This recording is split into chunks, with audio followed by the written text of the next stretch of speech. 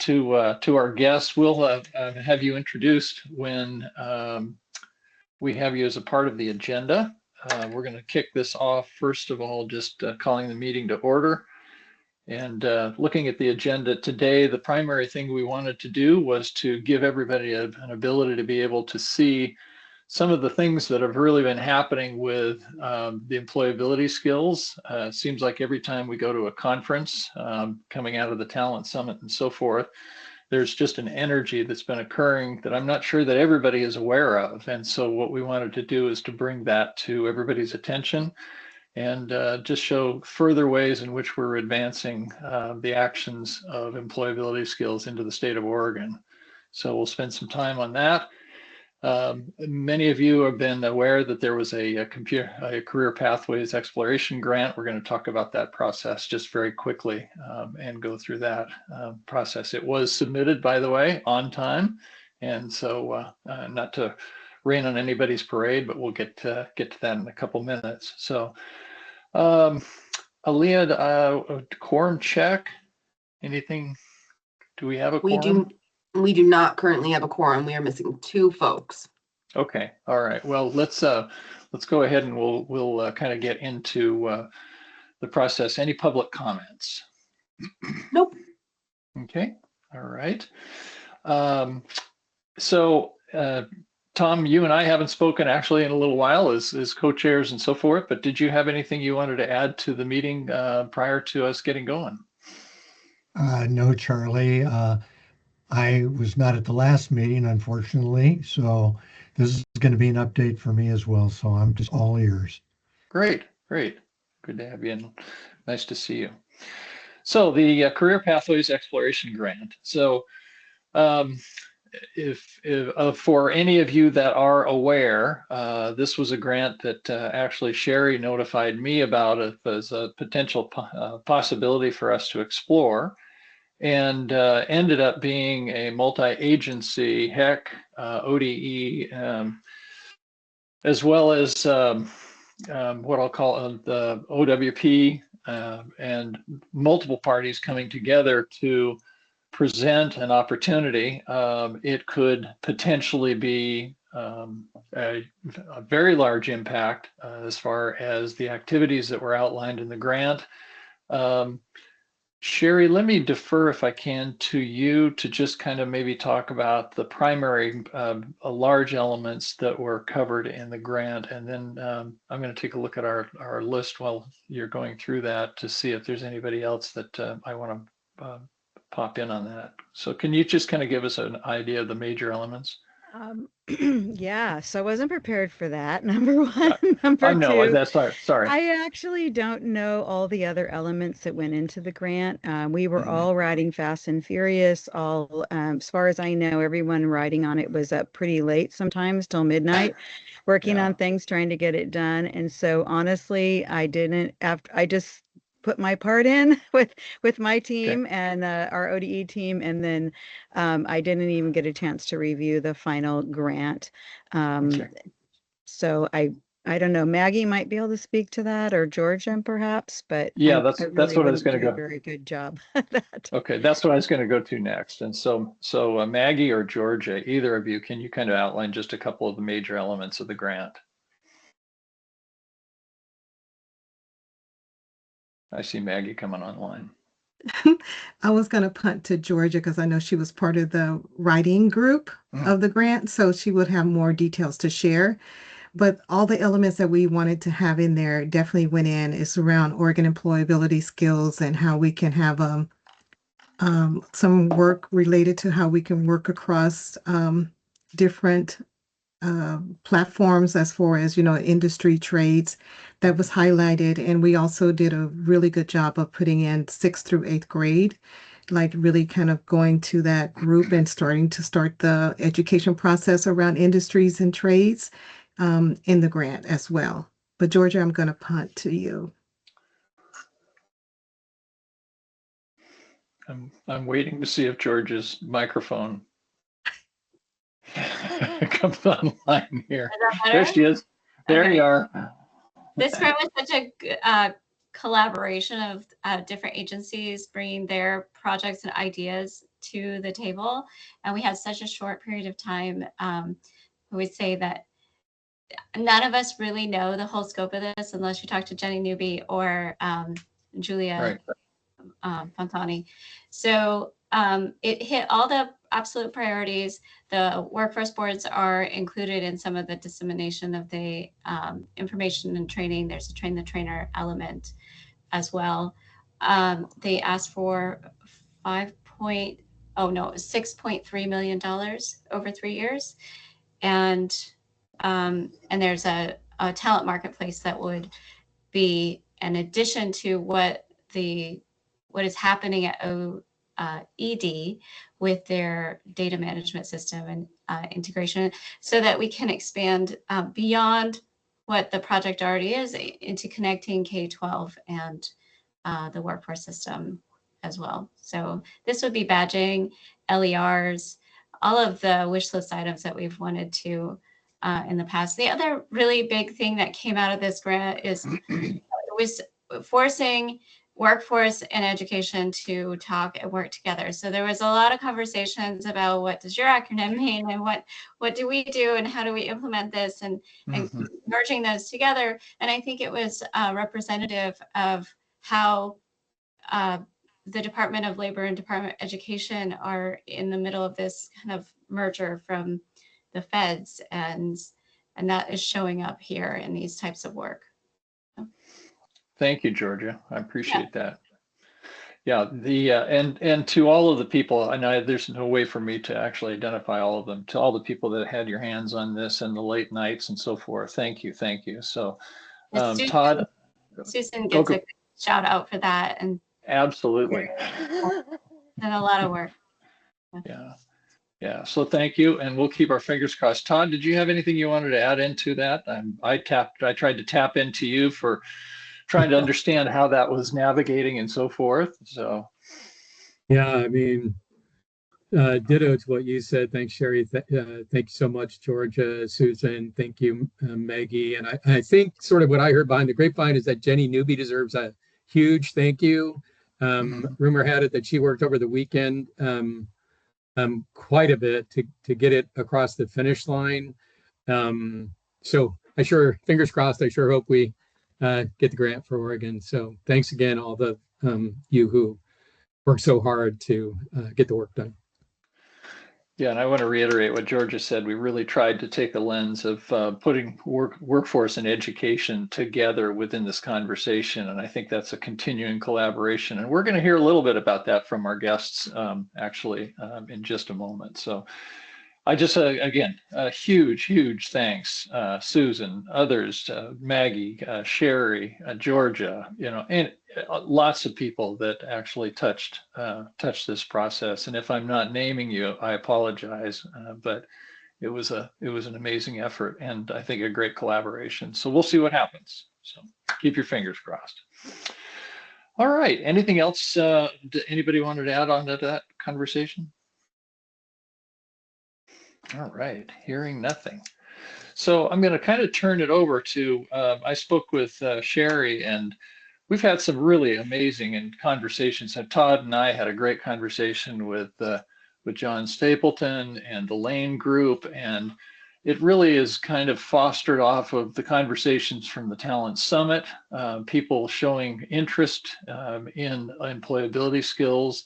I was able to have a network with Pacific University, so we have somebody on in regard to that. But Sherry, I'm going to kind of let you orchestrate the voices, and the point of all of this is really just to let everybody know we are making progress, and in some cases significant progress. And so our ability to be able to kind of keep this group moving that effort forward is really critical. So Sherry, you want to kind of bring our guests on?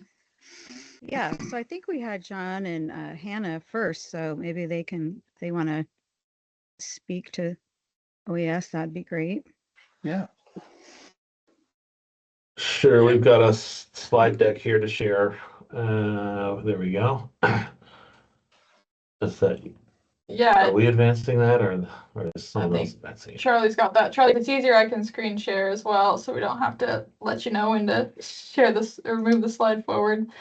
Yeah, I think, yeah, I'm not sure who had that. I wasn't in control, Oh. but Aaliyah might have been. There we go. I think There Aaliyah's we got go. it. I think, can everyone see that now?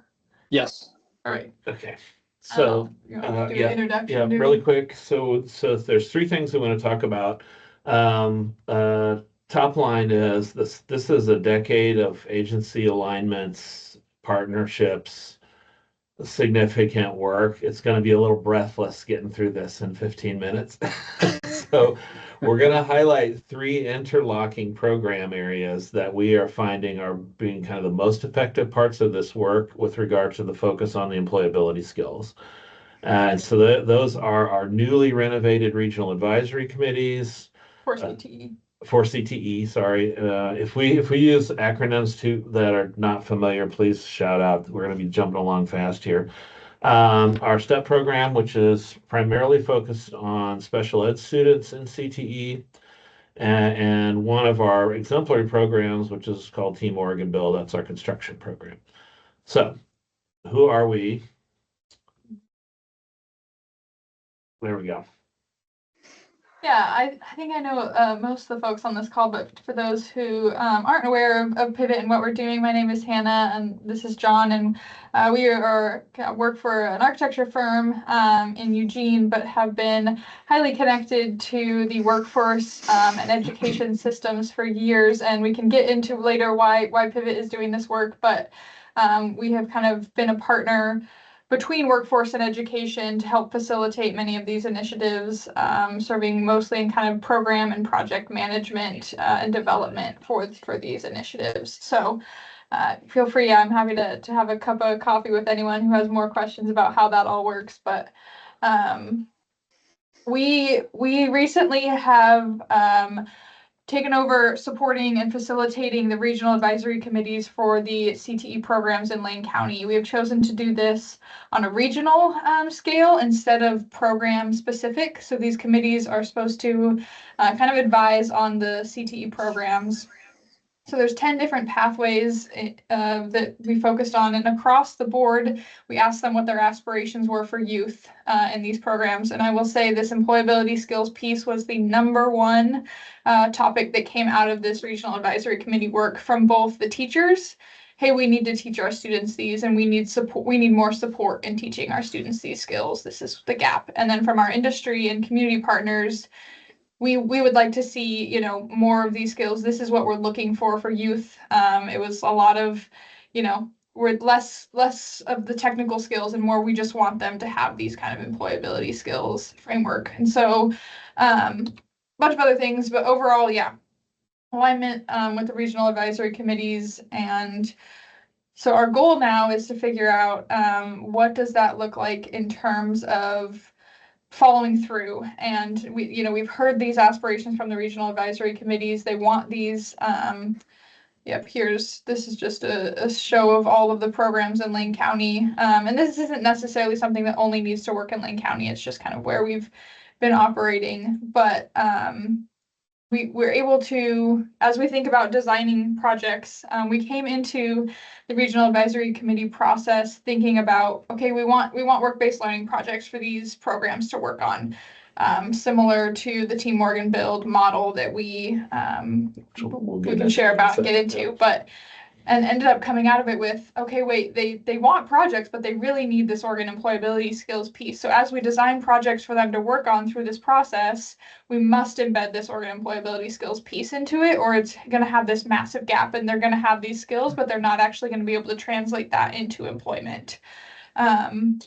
So quick note on this slide.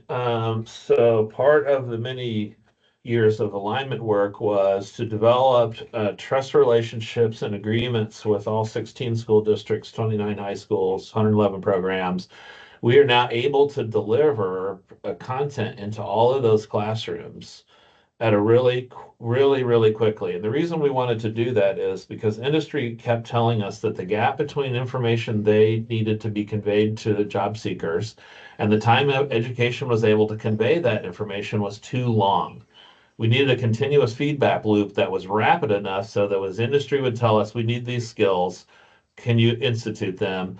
We realized you can't have a 2 or 3 year gap while we figure out how to get those objectives into a classroom. So we've compressed that to, we have our industry advisories work over the summer, beginning in the spring and in the summer, and we can deploy that advice, those new comments, work skills, whatever, that fall.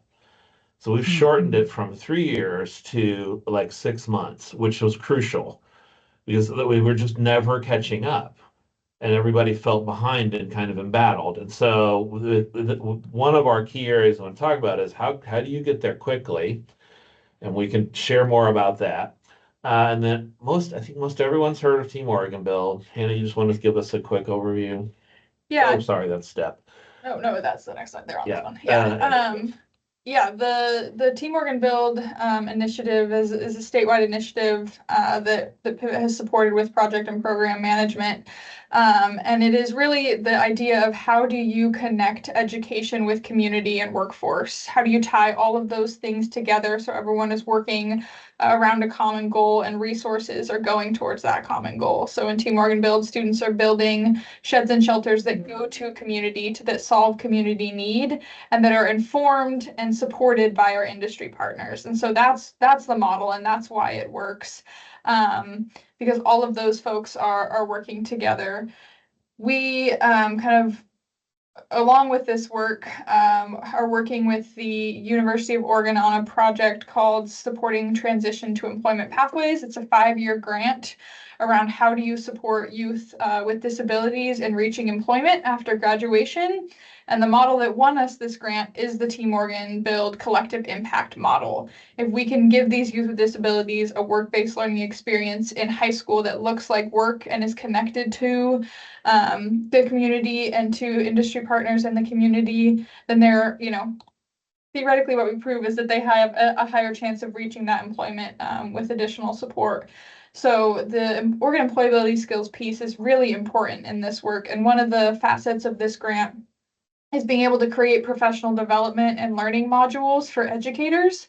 And so we have started kind of with the Team Oregon Build model and been able to create online modules that teach instructors how to facilitate this work-based learning module, and then also embed those Oregon employability skills into that process. How do you call out when they're happening? How do you call out so students can name, while I was building this shed, this is the problem that I solved, and this is how I communicated with my team members, and this is how, I was able to, facilitate and communicate with someone outside of my classroom. So that's the piece I think that has is being brought in by this grant, is how do we teach those educators? Not only are they teaching students how to build a shed, but they're also teaching them how to recognize when those Oregon employability skills are present in that project, and then use that to, get a job and be successful after high school.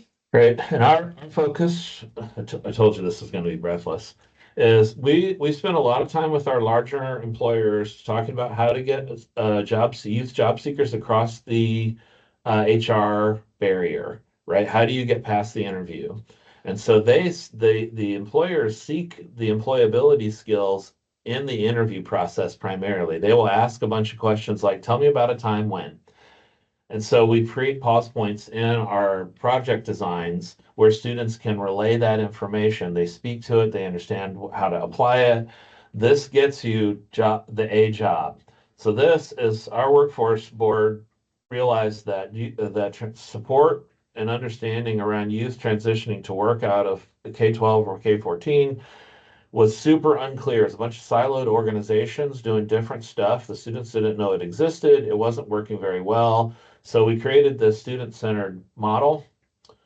This is what it looks like from the perspective of a student who will become a job seeker, and the kinds of supports and programs and training that need to be in place for them to successfully transition to work. And our work, similar to yours, we use the MIT Living Wage Scale plus retirement.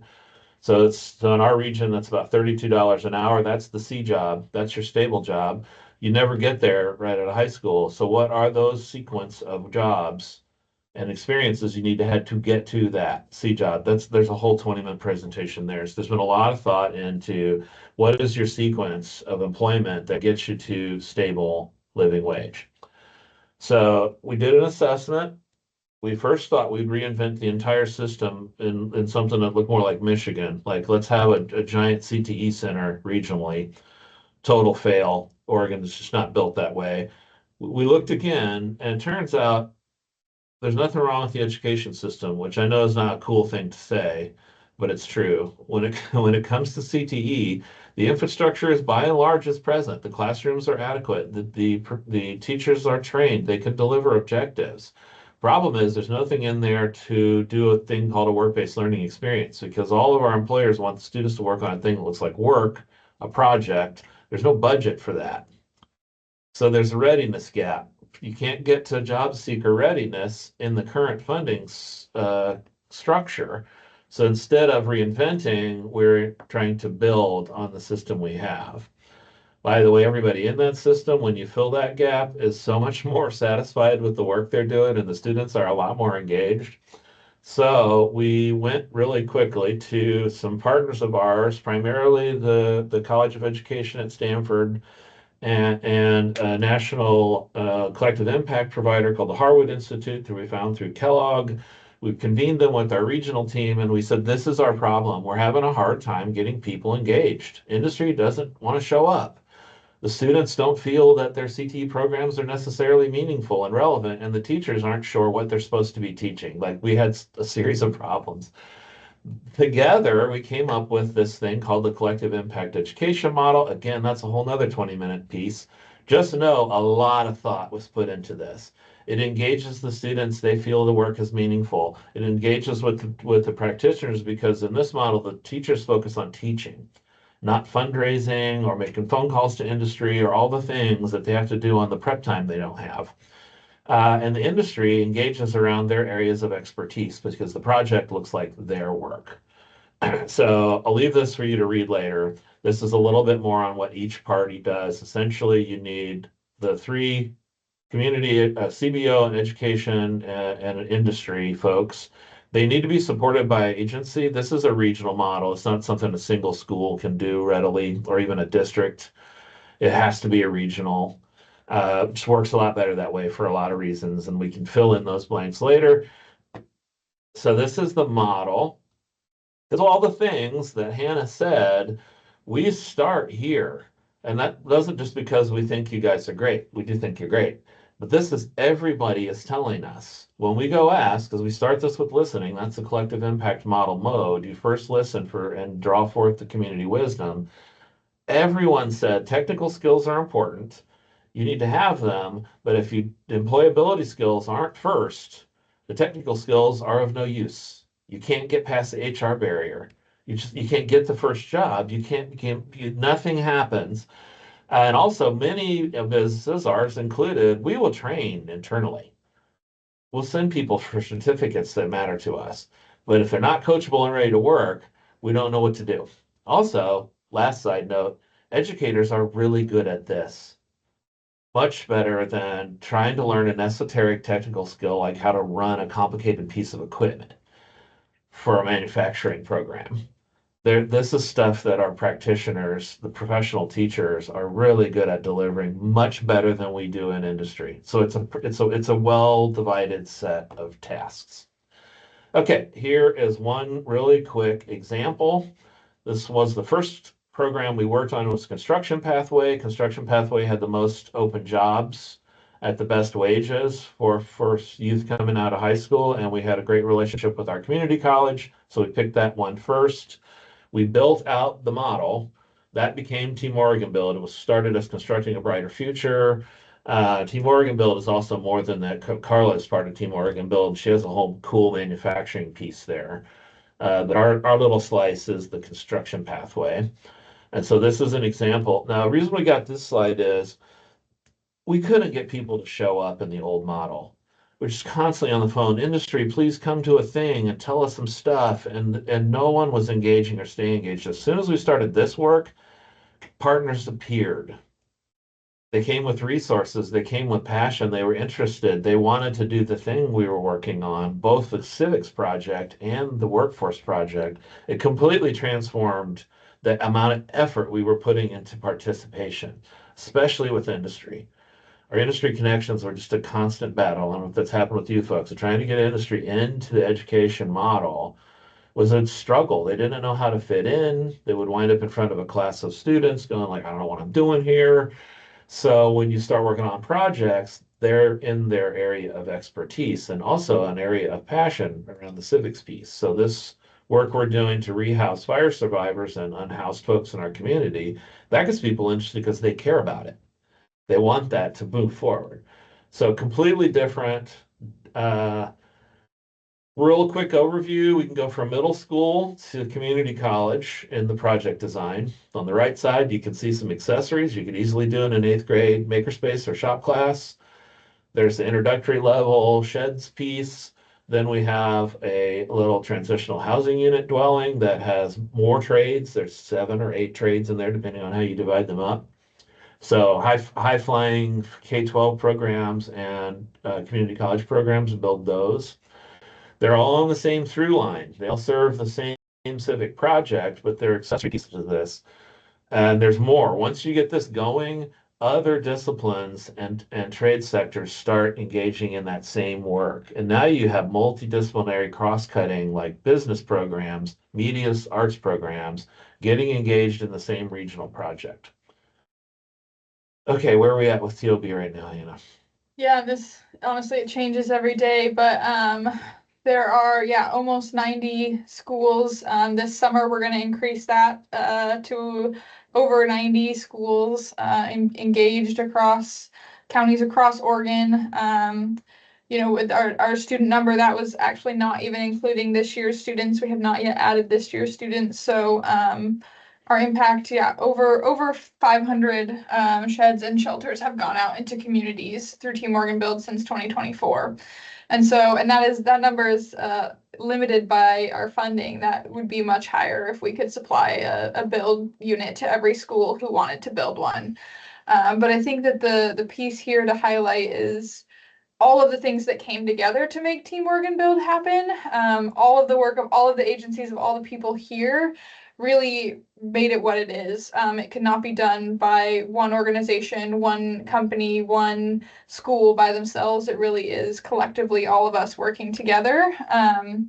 And I want to just say other pathways are seeing this work, and I see your time, and now they're like, well, where's my project? Now our culinary, our visual media arts, our manufacturing, they're ready for their project. So Charlie, I see your hand raised, so I want to jump in. Yeah, so I just I've got to put a time constraint on it because you've got some other people that are coming in behind you, but I also am just applauding the fact, and I want to reiterate this. What struck me so much was John's and Hannah, now your comment as well, reinforcing this, is that employability skills element was the element from which you grow. And so again, it's reinforcing the fact that this is foundational learning, and it has its place within the education system. So what we're driving here collectively together is something really, really powerful, particularly when you put it in the hands of folks like Hannah and John, who say, this is what industry is looking like. We can make this happen because it helps them understand what needs to happen. So so if you can wrap us up in about 2 minutes, and then we can come back in. Yep. So really quickly, so this is what some of the learning materials look like. There are 3 components. There's a technical skill, there's an Oregon employability skill, and there's an SEL piece, almost always. Because social emotional learning component and the employability skills go hand in hand oftentimes. And then with our STEP grant, we have also some coaching around how would CTE teachers apply this to an IEP or a 504, which a whole nother conversation. They asked for it, we're working on it. All of our project design, we're not going to do that one, we'll move on. Whoops, all of our project design builds, the designs look that way. Oops, we get stuck. There we go. We center it around employability skills, and the pause points are in the materials. Stop now, talk about this. And there's a series of videos and written stuff.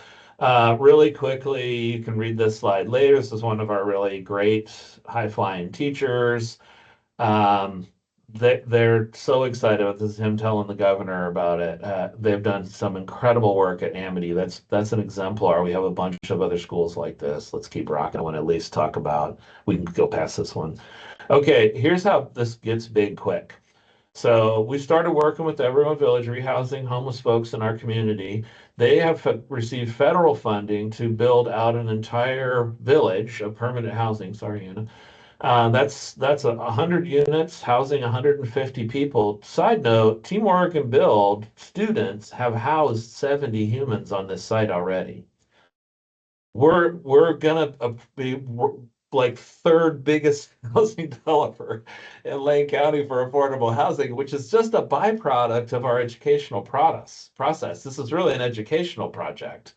But the kids are doing such great work. It's actually solving this large community problem. So that's a multi-year project where the students are going to build all these modular housing units in partnership with OHCS and others to permanently house this population that's currently transitionally housed. You want to talk about Furniture Lab? Yeah, I mean, John, like, I kind of, oh, go ahead. Can I interrupt? This, anyone can take a tour of this place. I really encourage you to do that. It's so cool. And it just kind of would open up your eyes on what's possible. And it's just on the other side of Eugene. So if you need the connection, we can make that, and they're willing to do it anytime. It's very, very interesting. Yeah, I'm happy to set up a tour for anyone to tour that site. And yeah, like I said, other pathways now want in. And so we're just give us more time. Yeah, do we have till 11:45 or we okay. Yeah, so let me pop in. We will probably have some time after some of the other presenters to maybe bring everybody together. Right. Yeah. So really quickly, we can get through this in one more minute. The two more projects coming online in Lane County around this model. The Furniture Lab is our manufacturing project. Students are going to be manufacturing furniture for the people who are not only living in the units that the construction students are building in, but also in low-income housing. We have some veteran housing partners. And then the Lane Design Collective is how do you tell this story? I want to give a shout out. Sherry is a part of this. Team Oregon Build is having our first ever summer camp at the end of the month. And we have a showcase on the Thursday of the week. So you all are invited, and I can share this PDF with the team. Please, yeah, we would love to have you all there to see. We will have Team Oregon Build. People will be building sheds and shelters. Sherry is coming to teach Oregon employability skills to the whole camp, all 175 students and educators. And then we have, social emotional learning consultants coming in. So we really, it's all coming together, and it's happening across multiple pathways. And we couldn't do it without you all. Thanks. Well, we couldn't do it without you. Well, believe me. I mean, when I take a look at this just is really, really exciting how you leverage this, and again, the foundational learning that's part of that. So, okay, Sherry, let's go on to our next presenter. Yeah, I want to wrap that one just by saying that Oregon employability skills, it's so easy to teach in these settings, in the project settings. You don't have to do all the curriculum and all of that. We use the one-pagers that are specific to the sector. So for the Ready to Respond one, we're looking at emergency management. So those are the documents we'll be using with the students, and using the Pause, Elevate, and Act just to help the students connect. So by the end of the week, they've connected with the skills that they have, and then they have a document that helps them to put that onto their resume. So pretty exciting stuff. Let's go to Amy, and then let's go to Summer. We already did lose Kip. He had to head out, but we'll try to catch him next month. Kip is with SEDCOR, and SEDCOR has been a wonderful partner of ours, and their membership here in Salem is also seeing the same value. But we'll go ahead and let him talk about that next month. So Amy, and then Summer. Thank you. So my name is Amy Tracewell, and I work at Pacific University, and I have been tasked with developing a non-degree program strategy here at Pacific. And so we had, just some background, we had 7 of us from Pacific attend the talent summit. So that was our dean of our undergraduate division, myself, and then 5 other faculty members and leadership from Pacific to really help help us explore our strategy around connecting to industry and to developing from our perspective at some talent pipelines into industry and some internship, strengthening our internship programs. We're a 4-year private institution, and so we're kind of coming at this from the other side of it. We're not the standard organizations that are looked at for CTE and for connecting. So we're sort of like, oh, kind of a nice to have instead of part of the real strategy here. And I want to upend that because using the employability skills framework is, I think, going to really help us build those initial connections without having to do a lot of the legwork. So what I'm looking at is we've reorganized also. We're in the middle of a reorganization and a potential merger with Willamette University. So our sector is going through a lot of transitions, as many of you here know that.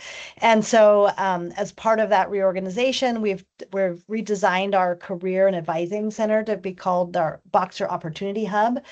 And what that looks like is it's really trying, that's where this work will live, to incorporate some of the, micro credentialing and badging that we want to do around skills related to not only the academic environment and persisting through that structure, but also connecting our work study program into some standards, using the employability skills, and then also externally into some of our internship partnerships. And what we've already done is we've already looked at what we knew about the NACE standards, which National Association of Colleges and Employers have this set of standards that we've kind of already lightly adopted. So we're looking at modifying the OES standards, adding a little bit, and then badging students through the progression of curriculum as they couching that around an internship program. So doing some asynchronous, remote, in-person learning around employability skills, coupled with some faculty from the Boxer Opportunity Hub, connecting to internship programs, and then project-based work, connecting to, as Hannah and John were saying, to some real-world project-based learning, work-based learning experience, and baking that in on a small scale and then growing that using the employability standards. So we have some things from NACE that we want to incorporate around citizenship and what it means to be an active participant in your community. And so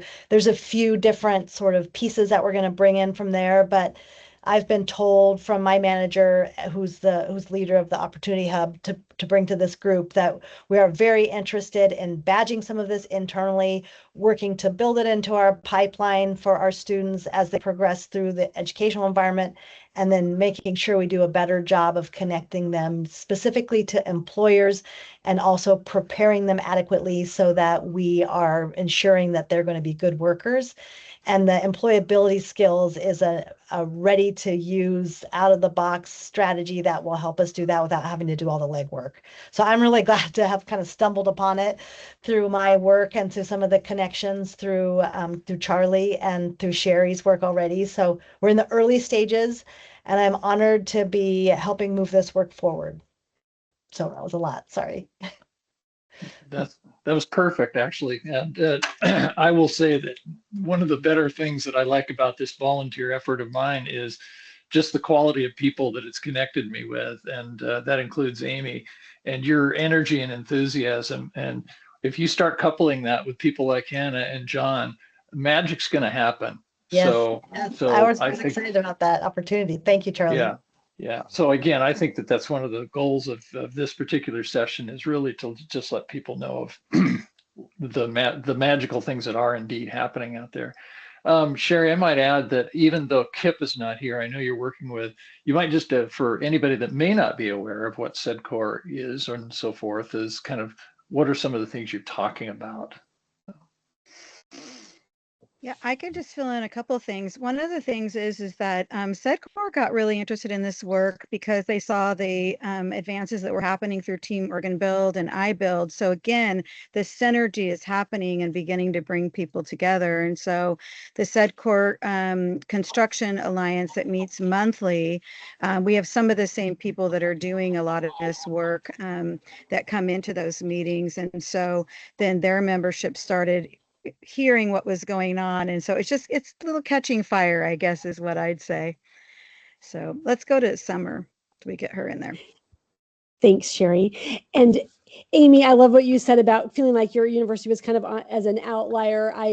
I'm Summer Highfill and I work for Oregon Charter Academy. I'm our CTE program developer for business and hospitality. And we are on the outskirts too, because we serve the whole state of Oregon, which is a very unique geographic area to serve. But I have to say, go Boxers. I'm an alumni. So reach out to me if there's anything I can help with on my side. Yeah, definitely. Thanks, Summer. Yeah, you're welcome. So Sherry invited me today, and I have been part of the Oregon Employability Curriculum team that built this, and it is just so, oh my goodness, I get excited every time I'm in a meeting where I hear all the amazing things people are doing. So thank you to everyone. Keep up with what you're doing. I want to share a little bit about the work that I have been doing from day one with Oregon Employability Skills, and I serve the K-12 space. And so I have currently been, well, for the last 5 years, I've been teaching Oregon employability skills both in my immediate classroom, and then I also have a consulting business, and I am currently working with Oregon Life Sciences to provide OES instruction to their apprenticeship groups and their Pro Start cohorts. And so that's been fun to take it to that next professional level and get to go out and educate adults as well. But I've been using the curriculum directly in my business and hospitality pathways, again, for about 5 years. We use the whole curriculum in our senior practicum capstone courses. So students work through all the employability skills in that class with me. They earn their micro credentials, which we're hoping, wish list, to have a credentialing program for that next year. But it helps them articulate their stories, helps them build their resumes, their LinkedIn profiles. It helps them with our work-based learning projects. We launched the DECA CTSO this year. That's been phenomenal for them being able to display their employability skills on the national stage. My team made it to ICDC this year. That was really exciting. And then, of course, conversations with employers that they're having. So what I appreciate most about OES is that it gives students that language for the skills that they already have, but we help them develop them. We help them create them. Again, we help them tell their story around that. It's so fun. I feel like it's one of those classes where the light bulbs are constantly going on, where they're like, I did not know that was a superpower of mine, right? And so it's just been phenomenal in the high school space to have those conversations and help students build that knowledge that they probably already possess, but they don't know how to articulate it. And, if you don't know how to articulate it, it doesn't matter how good you are at it. You need to know how to articulate it. And so we've really enjoyed that. I'm actually a Gallup StrengthsFinder certified coach. So I blend that in with my OES framework. That's had a lot of power in my program because it gives students even more knowledge about the strengths and skills that they're bringing to the table. We take it out of a space of isolation and apply it in all those different ways. And that's really fun. I do want to share about one of my students. His name was Luis. He just graduated. It's going to make me want to cry. It was such a cool story. He was on a modified diploma up until his sophomore year, which means when he graduates, he's got limited options. And so we kept pushing him and pushing him. And he just grew so much in the last 2 years. He came off his modified diploma.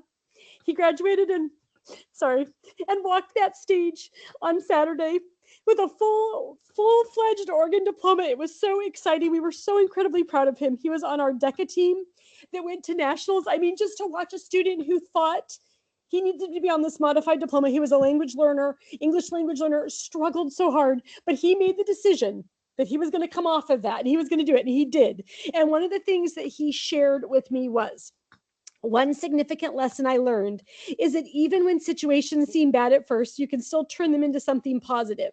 I experienced a time when things did not go the way I expected, and it felt discouraging and overwhelming. The biggest challenge was learning how to stay motivated instead of focusing only on the negative. Over time, I realized that difficult moments can teach resilience, patience, and personal growth. That experience changed my perspective because I learned that setbacks do not define you. Your response to them does. Sometimes the hardest situations can lead to the strongest growth and the most valuable lessons. And this is exactly why the OES work that we do all matters. For students like Luis, employability skills are not just classroom content. They become a bridge between where a student has been and where they now believe they can go.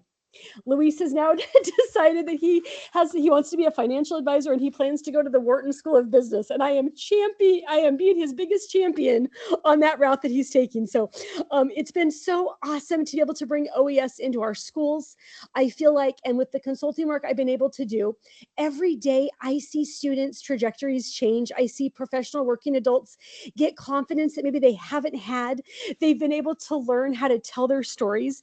And it's just been so fun for me in those two different areas, both K-12 and then also adult learning, to see people gain just this empowerment, right, around what they're really good at and how to articulate and how to bring that into the workforce. So I have been so proud of the work that everybody has done, and it's just been such a huge part of our program. And I just am so proud of people jumping on the cause in whatever way works for them and just really empowering our workforce development across the state. Thank you so much. Good comment, Thank Carla, you. by the way. I just want to point out for those who are in here who have looked at our alignment that is in the Oregon Employability Skills, that Summer's the one that created that. So she understands how all this stuff connects. She's just got a wealth of knowledge, and she's been an integral part of the creation of the material and engagement and all of those pieces. Sometimes I feel like people look at me as the face of OES, and I want you to know, here's a face of OES that you can think about now. Thank you, Summer. Yeah, thank you.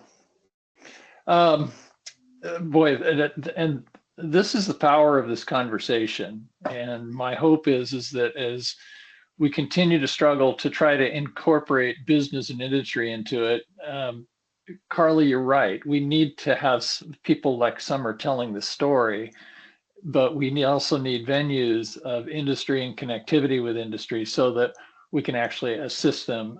The part of sharing really what Hannah and John are talking about in Lynn County is it's a real life example that you can actually then leverage to lots of different piece areas and so forth. But the foundational learning module and both John and Hannah in your comments and Summers and Amy, this OES, employability skills, are providing the courage to the learner to be able to step forward to the struggles or opportunities that they're going to face in the workplace. So it just felt as though it was time, after the conversations that we've been having over at ACTE conference over on the coast, which I participated, and Tom, thank you for the good work that you do and putting all of that together, followed up by the talent summit.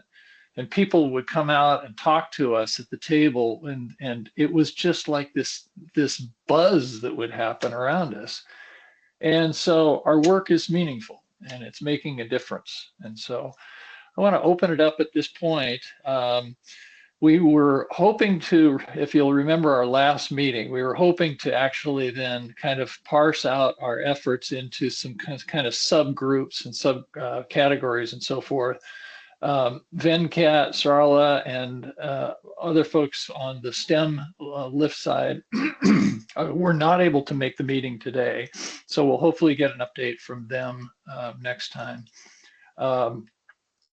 We have the CT, several folks that are focusing in on the CTE. I quite frankly think the grant process that we just went through, that collective grant process of putting that together, was really an example of us really trying to also insert our voice within the process of moving the pieces forward. So good luck there as we continue to move forward. Todd, I don't know if you've had any other updates from any of the other subgroups that I have not heard. And so is there anything else you wanted to add into that? Yeah, I don't really have any other updates unless folks on the call that are involved in those other subgroups have anything to add. Correct. Thank you. I'll open the floor to just see if we have anything anybody wants to add in regard to the subgroups.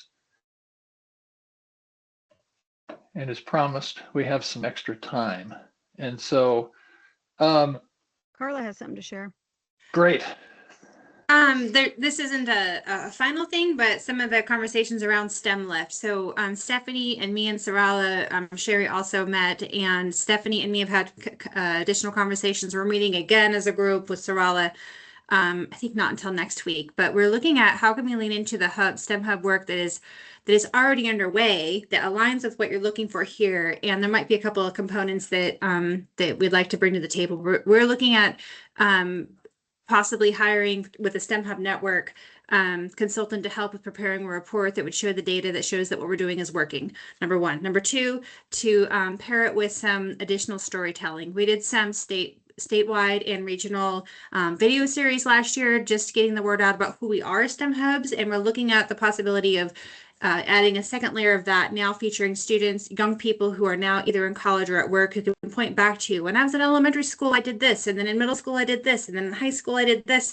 And because of all this, my educational trajectory, this is what helped me select and choose the career and education pathway that I'm on today. And so that would be a pairing of next to the data report. And I didn't find my notes fast enough. I believe we've got a third component that I'll have to tell you about later, but that's what we're possibly leaning into, data with storytelling to go with it. And I'll stop there. Thank you. Great. Thanks, Carla, for adding that in there. I'd forgotten that you were actually a member of that committee too. My bad. Anything else? It looked from like anybody? Eric might have something to share. I think, did you put something in the chat, Eric? Yeah, Is that thanks, you? Sherry. Yep, that was me. I was just putting the dual credit / college credit and high school project, I'm calling it, just a link to our project webpage that was built recently, where we're going to be putting updates on things that are happening. That project itself is really kind of wrapped up our current iteration of engagements. Our last engagement being at the recent talent summit, in a survey we had at our informational table with a number of responses, which was great. And my colleague Christadel McGregor at ODE is leading now the synthesis of a lot of information into an advising toolkit around college credit in high school, due to be released for the new school year. And then we're working with our other state partners, national partners more, to determine if we're going to have another round of engagements around that toolkit, because we look at it as a real, we'll release an initial version, and then we will be looking through a continuous improvement lens to get feedback on what's in that toolkit to support educators in talking to students and families about college credit in high school, with the expected updated version the following year. So that's where we're at. Thanks, Eric. I appreciate that. And thanks for notifying me that Eric had done the chat. I'm trying to do chat, people, hands. I don't know how well I So multitask. Trudy, we have Chris who has a comment. Okay.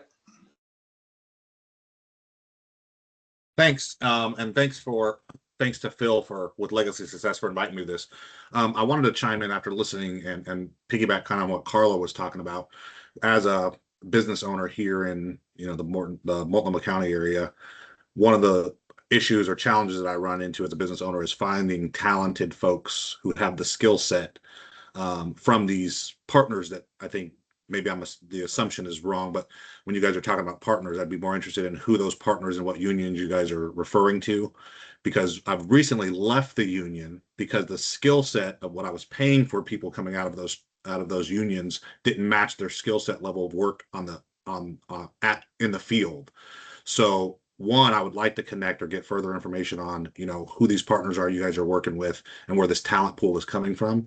But secondly, to kind of connect on where you guys are marketing these projects that you're doing, where you guys are building these sort of things, not only as a supplier, but also bringing in labor talent to participate on those. So those are the two things I had.